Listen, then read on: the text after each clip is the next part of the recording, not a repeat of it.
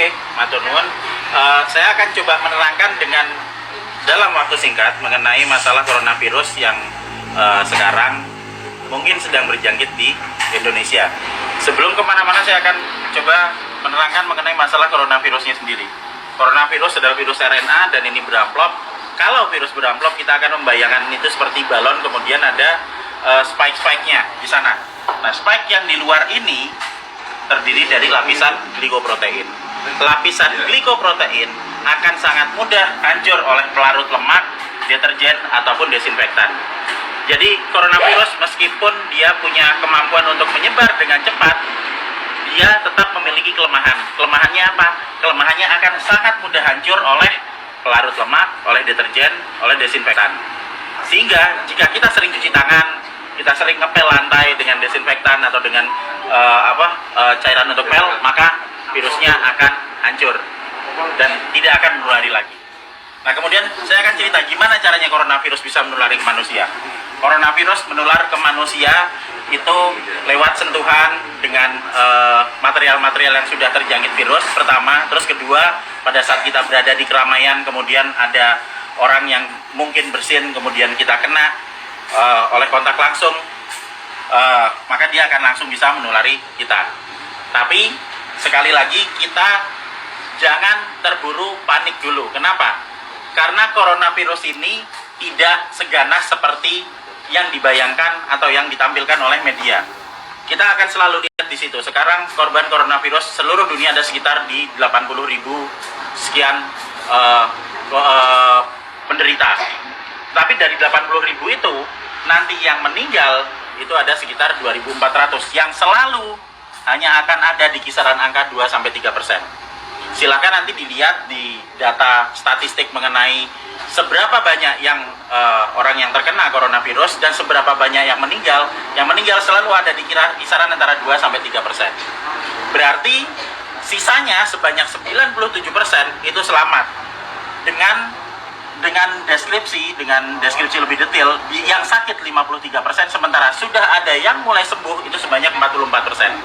Nanti kita akan cerita kenapa dia bisa sembuh. Jadi begitu coronavirus masuk ke tubuh manusia, maka dia akan menginfeksi sel saluran pernapasan. Hari pertama akan ada bersin-bersin, wajar karena itu sistem imun non spesifik yang bekerja. Hari kedua akan ada pilek. Hari ketiga dan keempat kemudian nanti akan ada demam. Hari kelima demam akan berlanjut, dan jika badan kita fit, maka di hari ketujuh antibodi akan mulai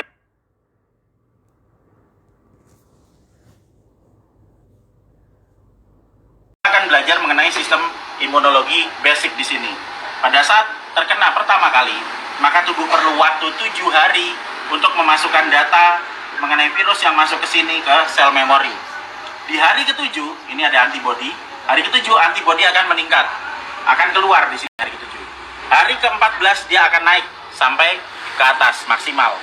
Nah, pada saat antibodi naik di sini, maka antibodi itu akan dipakai untuk melawan virus corona. Karena antibodi sifatnya spesifik. Antibodi anti corona hanya bisa dipakai untuk menangani virus corona. Dan itu akan dikeluarkan 7 hari pasca infeksi, yang akan sampai di puncaknya di 14 hari. Pada saat antibodi sampai di puncak, maka virus corona akan ditangani oleh antibodi di dalam tubuh kita sendiri. Karena virus hanya bisa ditangani oleh antibodi. Beda dengan bakteri. Bakteri bisa pakai antibiotik, virus nggak mempan. Hanya oleh antibodi. Dan nanti antibodi akan berlanjut turun sampai di minggu ketiga. Apa yang terjadi di minggu ketiga pada saat antibodi sudah mulai turun? Berarti infeksi yang ada di dalam sudah ditangani oleh antibodi yang tumbuh dalam kondisi maksimal di umur 14 hari tadi. Jadi sesudah 21 hari, otomatis virus yang ada di dalam badan kita sudah tertangani. Apa yang terjadi kalau nanti ada serangan virus lagi? Jika ada serangan virus lagi, data yang ada di sel memori akan dikeluarkan, sehingga respon imun kedua akan berlangsung 24 jam sesudah paparan. Jadi misalnya saya sudah pernah kena corona dan saya bisa bertahan hidup sampai 14 hari, maka saya akan kebal seterusnya. Dan berikutnya, jika saya kena virus corona lagi, kita nggak perlu nunggu sampai 7 hari sampai antibodinya keluar. Sekarang kena, maka besok antibodi sudah dikeluarkan. Itu sebabnya 44% orang bisa sembuh bahkan tanpa vaksin karena vaksinnya belum ditemukan. Dan masih ada 53% yang sakit yang akan sembuh ngikuti 44%. Karena pola kematian atau mortalitas tidak pernah bergerak dari 2-3% maksimal. Sehingga tidak perlu khawatir, tidak perlu panik pada saat ada wabah corona. Kita punya prinsip penanganan wabah ada 3. Pertama, kita kurangi paparan virus. Gimana caranya? Untuk kita pribadi hidup sehat, sering cuci tangan, jaga kebersihan tubuh, sering mandi. Kalau misalnya kira-kira kita khawatir terjangkit, ya jangan datang ke tempat keramaian yang banyak orang sakit. Dan untuk mengurangi paparan virus ke kita. Nah, untuk kitanya sendiri gimana? Kita bisa naikkan antibodi. Gimana caranya? Dengan mengkonsumsi vitamin E atau C, vitamin E plus C setiap hari. Plus madu. Karena madu bisa dipakai untuk energi, sementara vitamin E dan C akan bisa dipakai untuk menaikkan produksi antibodi. Energi dipakai untuk pembentukan antibodi dari kita sendiri.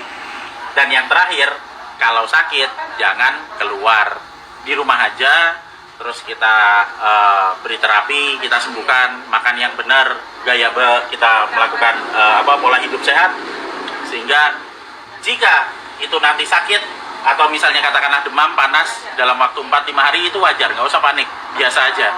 Kita hanya perlu memberikan vitamin E, C, makan yang cukup, istirahat yang cukup, nanti di hari ke-7 antibodi kita keluar. Itu juga berlaku buat yang sakit. Sehingga sebenarnya kita semua akan bisa menangani wabah coronavirus ini, asal kita bisa tahu basicnya seperti apa, ilmunya seperti apa, dan yang paling terakhir, jangan panik, santai aja, kiamat masih panjang.